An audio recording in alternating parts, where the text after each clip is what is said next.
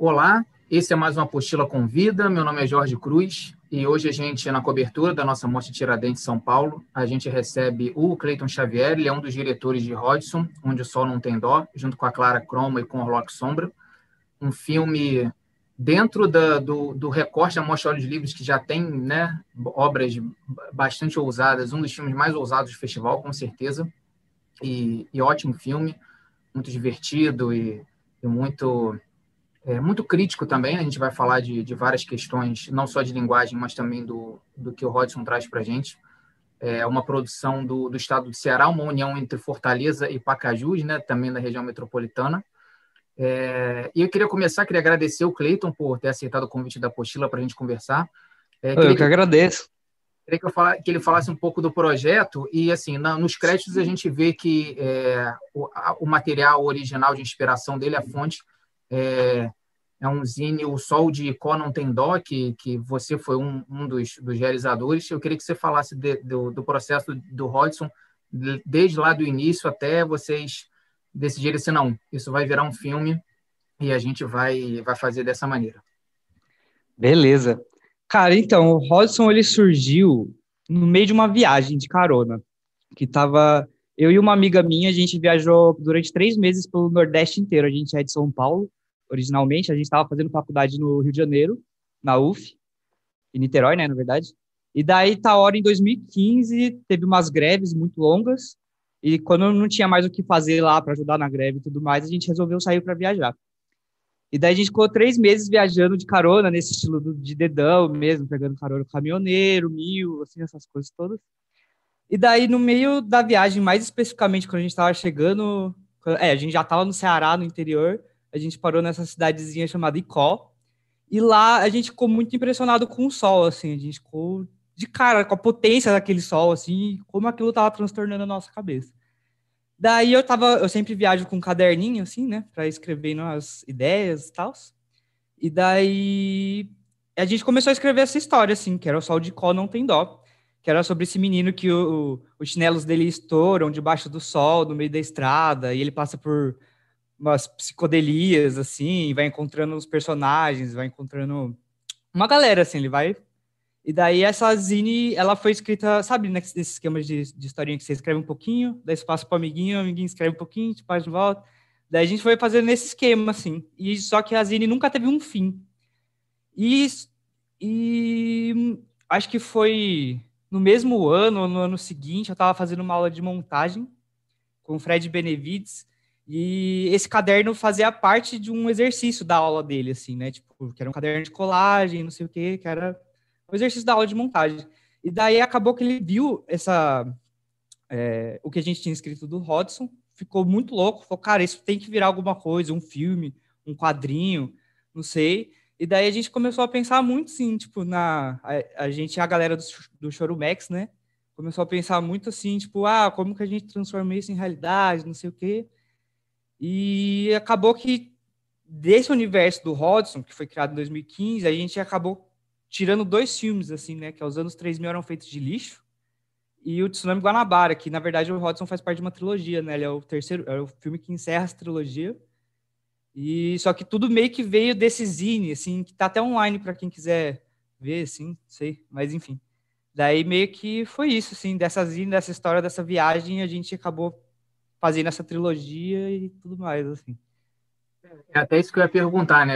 Depois eu deixo, então, na descrição do vídeo, quem quiser acessar a Zine para ler. Então, até perguntar se ela está disponível para leitura. Sim. Então, e também, assim, ou seja, é uma construção coletiva desde o início, né? Desde da parte gráfica.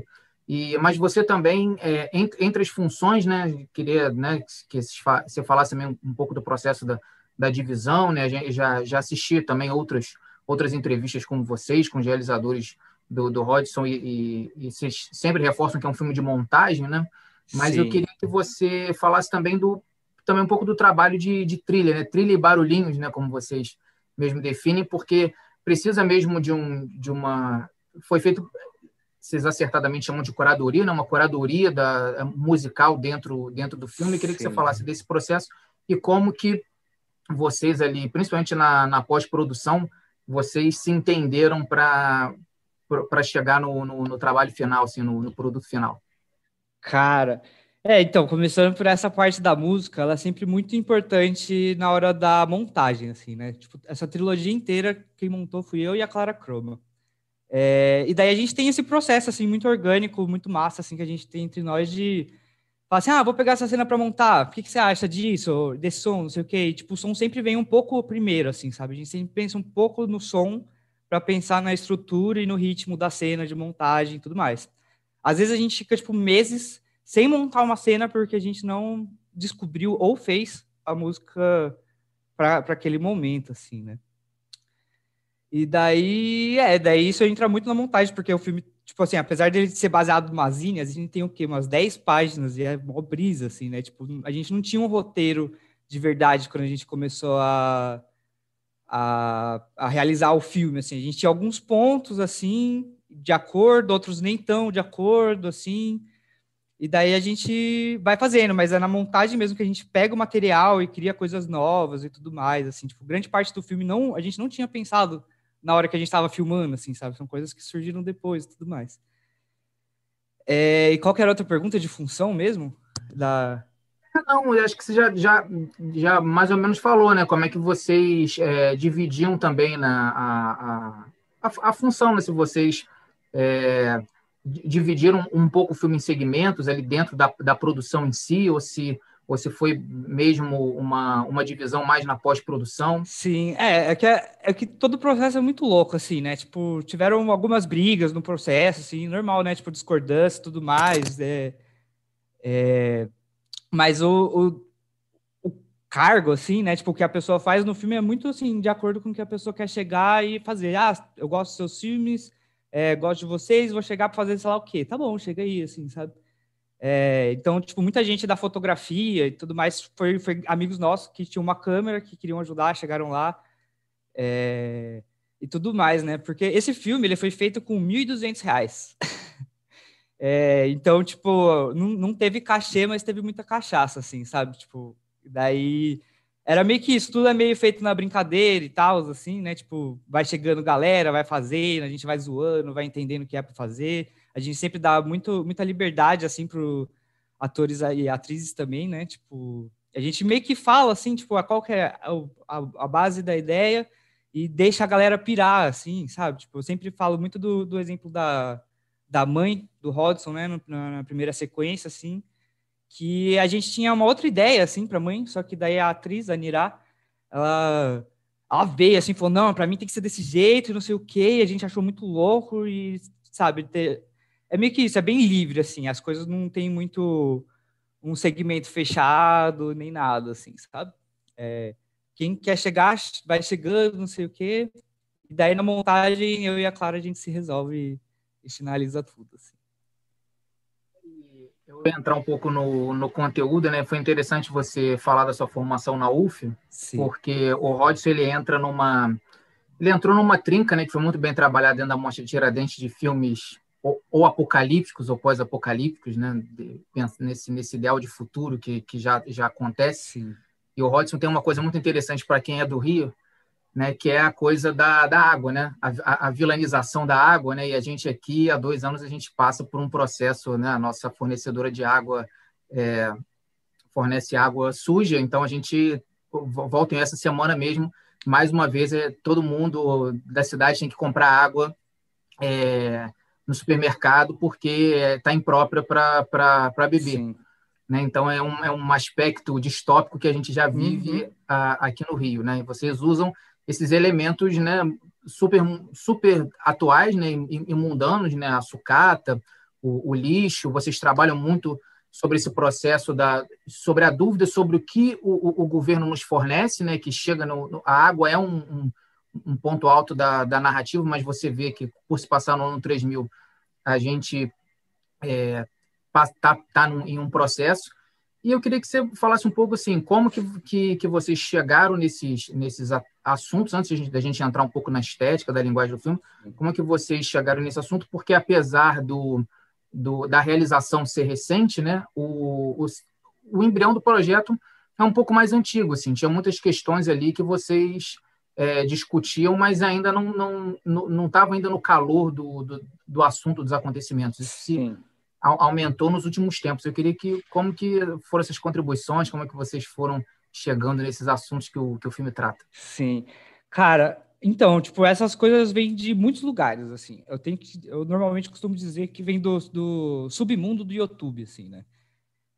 Mas as questões diversas. A da água, em específico, ela é um pouco diferente, assim. Que foi o quê? Tem essa banda de Fortaleza que chama Banda Glamourings, que é uma banda de umas amigas nossas incríveis, assim, né? Que, tipo, inclusive, elas estão no filme, elas existem de verdade, essa banda. E a gente, sei lá, a gente sempre foi muito amigo, eu sempre trabalhei com elas, assim, para fazer as projeções e tudo mais. E eu chamei elas para participar do filme também, como a Banda Glamourings mesmo, assim, né? E daí elas falaram, então pronto, a gente vai fazer uma música pro filme. Então a gente vai pirar aqui. Quais são as condições do filme, né? Daí a gente fala, os anos 3000, pós-apocalipse, né? Tipo, explicou todo o contexto e tudo. Daí elas falaram, então pronto, eu acho que vai ter um problema com água. Foram elas que trouxeram isso, assim. E daí elas criaram toda a música da água e tudo mais. E a gente foi trabalhando o resto da inserção dela em volta disso, assim, sabe? Foi uma questão que elas trouxeram, a gente achou muito massa para colocar no filme, e daí a gente trabalhou no resto para inserir isso da melhor forma, assim, sabe? Para transformar essa água não ser só um momento musical sobre água, mas também fazer com que isso vazasse para outras questões do filme, que fosse importante, assim, ser resgatado, assim, né? E puxado. Mas muitos dos assuntos, assim, que a gente traz... muitos dos assuntos que a gente traz vem muito disso do submundo do YouTube, né? Eu gosto muito de ficar, tipo, eu gosto, né? Tipo, assim, é um trabalho de pesquisa para mim que é dolorido, assim, né? Tipo, eu ficar vendo, sei lá, Silas Malafaia falando, tipo, Mamãe Falei, sabe? Uma galera, assim, que é bem complicado você ficar ouvindo, mas eu gosto por uma questão masoquista minha de querer zoar com isso depois, sabe? Tipo, tem muitas falas, assim, que eu vejo de uma galera Né, polêmica. Cleiton? O uso do lixo não é só o físico, né? Também é o É, intelectual também um pouco, né? principalmente, eu diria, porque é isso, a gente pega exatamente essa escória, tipo, essa parte grotesca mesmo que a galera fica jogando assim no ventilador da internet, e a gente usa isso como material de deboche, exatamente, sabe? Porque. Ah, esse é um negócio que eu gosto de falar sempre, sim, também, eu acho importante, que é tipo, o nosso deboche sempre é com gente que estão altos nas hierarquias de poder, né? Tipo, é sempre uma galera que tá lá em cima que tem um certo tipo de poder sobre as nossas vidas e que estão fazendo bosta. Então, tipo assim, eu acho muito importante que essas pessoas sejam debochadas, esculhambadas, ridicularizadas, xingadas e tudo mais, assim, que eu acho que é por aí.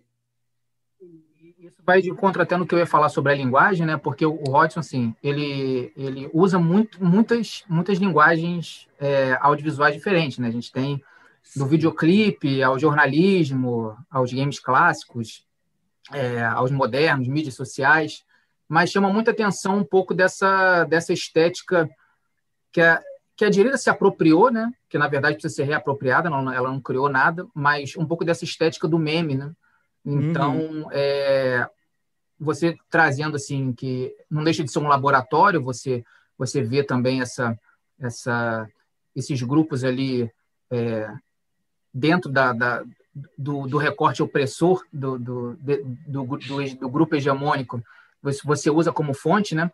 Então acaba trazendo um pouco do que eu ia perguntar sobre essa questão estética, assim. E aí eu queria que você falasse assim, se algo no filme, é, assim, se dentro do processo você curtiu mais um resultado específico e falasse um pouco também dessa estética do meme, dessa coisa até do que foi muito usado nas eleições de 2018, uma coisa meio oitentista, meio também, não deixa de ser o pós-apocalíptico tradicional ali do cinema e a figura mitológica do Salvador e tudo, né? Isso rendeu frutos aí podres, mas rendeu frutos. Então, eu queria que você falasse um pouco dessa linguagem estética, assim, o que vocês procuraram também no filme, que você ainda não tenha dito e tal. Sim. Cara, a gente queria muito desde o começo que esse filme fosse um turbilhão, assim, de coisas, assim, fosse um liquidificador que a gente coloca ali coisas que a gente pessoalmente gostaria de experimentar, e mistura tudo ali e tenta criar uma narrativa com isso, assim, sabe? Mas vem muito disso mesmo, de vontade própria de experimentar, sabe? Ah, eu quero tentar fazer uma montagem meio jornalística para falar disso, sabe? Tipo, a gente, por exemplo, a parte do jornal ali em si era uma parte da festa, assim, sabe? Que a gente tinha gravado a festa com o show da Glamour e a gente falou, cara, isso pode se transformar num material jornalístico, por que não, assim, né? Daí a gente vai, tira e faz, assim, tipo, essa parte que podia ser uma sitcom, tipo, vai muito dessa nossa vontade de, tipo, que tipo de linguagem diferente se encaixaria aqui, assim, sabe? Mas tem muitos filmes, assim, que eu digo que são inspiração, assim, para mim, né? Porque tem muita mais galera envolvida no filme com as suas inspirações, nada vem só de mim, né? Claro. Mas, tipo, para mim, eu acho que alguns filmes, assim, que estiveram na minha cabeça, eu acho que foi o Pazucos, do Gursius, o Montanha Sagrada, também, e um tanto do... eu sempre confundo, eu acho que é o Natural Born Killers, que é o roteiro do Tarantino, eu acho, né? Que tem essa coisa também de... Eu não sei se é True Romance ou... Não, acho que é o Natural Born Killers mesmo, né? Que tem essa parada de ir mudando, sabe? Tem uma parte exatamente que é uma sitcom familiar, assim, que é num momento extremamente pesado e grotesco do filme, assim. E eu sempre curti muito essas coisas contrapontuais, assim, sabe? A gente gosta muito, assim, de ir experimentando com as linguagens, misturando as coisas e vendo no que dá, assim. Mas muitas coisas no meio do caminho, no meio do processo, assim, que eram experimentações mais psicodélicas, assim, né? Tipo, a parte do Klaus Schultz, né? Que é o cara prateado no meio do deserto, fica piscando, assim. Tipo, nossa, essa cena eu refiz tantas vezes, cara. Eu acho que foi uma das cenas que eu mais trabalhei, assim. Eu Não, fui viajando. lembrei aqui da Roberta, né, minha companheira de apostila, que você falou da Montanha Sagrada, ela é muito fã Aham.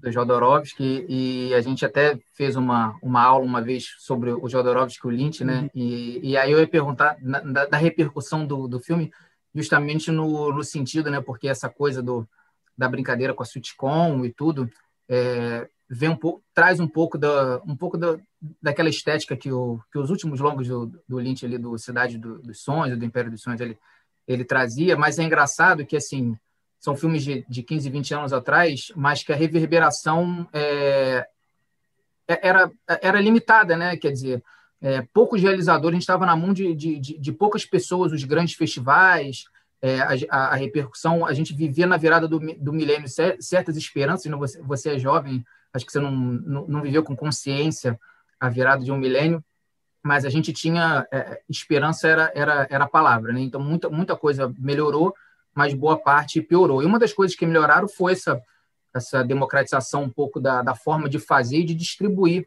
o cinema, o audiovisual. Então, eu ia perguntar no sentido da chegada de vocês em Tiradentes, né? Tem uma outra coisa no filme que vocês tratam muito bem, que é sobre essa instantaneidade dos discursos, né? Na figura daquela influenciadora, vocês falam muito, né? Como alguém sobe muito rápido, né? Como uma notícia atinge ali o auge, mas também daqui a pouco ela some porque ela é ultrapassada. A gente está vivendo num ritmo muito intenso. Então, quer dizer, eu queria que vocês, em cima disso, né? Dessa forma como as coisas agora se dão, como que fazer com R$ 1.200 uma produção, né, com linguagens estéticas ali muito conscientes do que vocês queriam, realmente nas palavras de vocês ali uma viagem louca, mas ao mesmo tempo chegar num palco muito grande do cinema brasileiro, sendo visto por pessoas assim que há muitos anos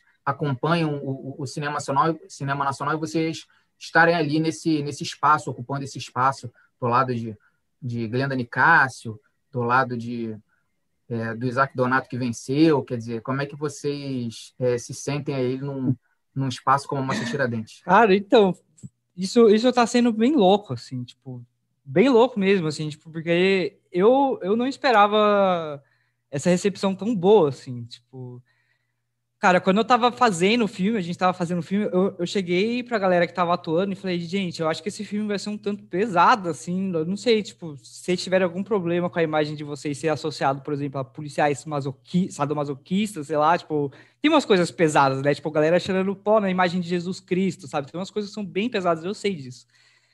E daí eu até perguntava pra galera, assim, falei, gente, vocês querem mesmo, não sei o quê, tipo, não tem problema, se vocês não quiserem, eu entendo, é um negócio meio sensível, né, tipo, é o que eu quero, eu gosto disso, eu pretendo causar esse choque mesmo, mas não pretendia que o filme fosse circular tanto, assim, pra falar a verdade. Eu achava que ele ia ficar no... que a gente normalmente lança qualquer filme nosso e já coloca direto na internet, no YouTube, principalmente, né. E esse filme eu achei que ele ia ficar perdido nos confins do YouTube, porque eu falei, cara, normalmente os filmes que a gente coloca no YouTube, os curtas, já tem pouca visualização. Imagina um longa-metragem, né? Falei, cara, isso aqui não vai circular, isso aqui vai ficar nos confins do YouTube, mas é isso, pelo menos a gente fez o filme que a gente quis, né? E só que daí começou a circular, começou pelo Metrô Festival, que foi inclusive uma galera que deu uma força pra gente, o Christopher, que é um dos produtores do metrô, tipo, inclusive ele deu R$ 800 desses 1.200, então, tipo, a galera já deu uma puta força pra gente, chamou a gente pra estrear o filme lá, e através, eu acho que dessa estreia no metrô, uma galera que poderia fazer o filme circular mais, viu, ficou, nossa, que isso, e daí ele já passou em alguns festivais bem grandes, assim, tipo, bem grandes mesmo, coisa que eu acho que meus outros filmes não passaram, assim. Mas tá sendo uma surpresa enorme e muito gratificante também, né? Tipo, caramba, tipo, outro dia eu tava num debate com o Aragão, tá ligado? Tipo, alguns anos atrás eu tava em Tiradentes, tipo, pagando pau pra ele, tipo, ai, Aragão, não sei o quê. E, tipo, agora eu tava num debate com ele conversando comigo, sabe? Tipo, tá sendo muito louco essas coisas, assim. Eu ainda não tô processando e eu ainda não tô entendendo, pra falar a verdade, mas eu tô curtindo aí o que tem acontecido com o filme circulando e tal. Não, e vai circular mais, né? E a gente, e claro, né, entrando no set list ali de Tiradentes, já se cria uma expectativa sobre futuros projetos. Então, eu queria, para encerrar, fazer uma perguntar sobre os futuros projetos de seu e do coletivo todo, e fazer uma pergunta um pouco mais provocativa, que é o seguinte: você ainda acredita na humanidade ou você acha que a nossa última esperança realmente são os ciborgues? Eu acho que o nosso medo dos ciborgues tomarem conta virou a única chance da gente conseguir viver um pouco melhor. Você ainda acredita no ser humano ou você acha que a gente tá, tá fadado ao fracasso, Cara, como parece ser no Hodgson também, de certa forma? cara, eu não tenho muita esperança do ser humano, não, assim, sabe? Tipo, eu acho que a gente, não sei. Na real, eu não sei. Eu não sei de nada. Eu prefiro nem falar sobre isso, eu acho.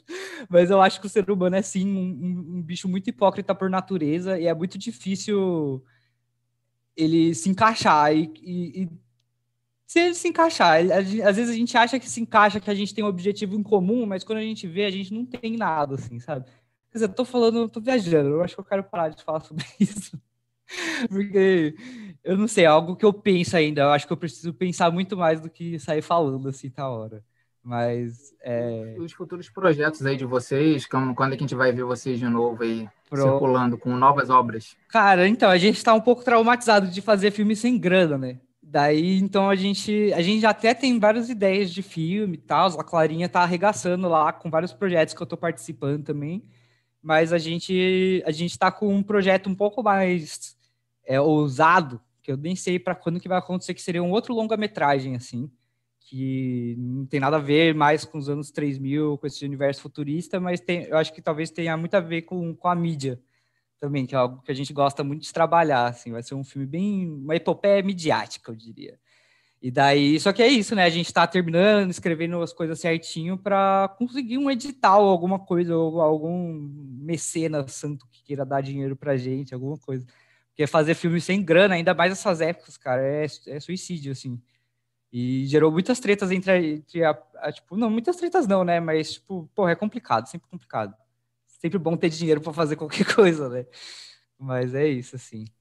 Torce para chegar, eu acho que, né, vocês têm um futuro brilhante justamente por conta o sucesso do Hodgson vai ajudar muito vocês aí, né, nesse processo de enquanto produtora, né, porque a gente no Brasil quem faz cinema tem que ser um pouco de tudo, mas eu queria agradecer, a gente vai deixar na descrição quem está assistindo por vídeo, né, se inscreve no canal, ativa as notificações, quem está ouvindo por podcast acompanha no feed, mas no vídeo a gente vai deixar os links aí do acesso aos vídeos, a Zine, para quem quiser, quem assistiu o Hodgson, chegou até aqui por conta do filme e quiser complementar aí a experiência, além da entrevista com outras informações, a gente vai deixar tudo certinho para vocês. Essa foi a entrevista com Cleiton Xavier, um dos diretores de Hodgson, na cobertura da Mostra Tiradentes de São Paulo. Muito obrigado e até a próxima. Valeu.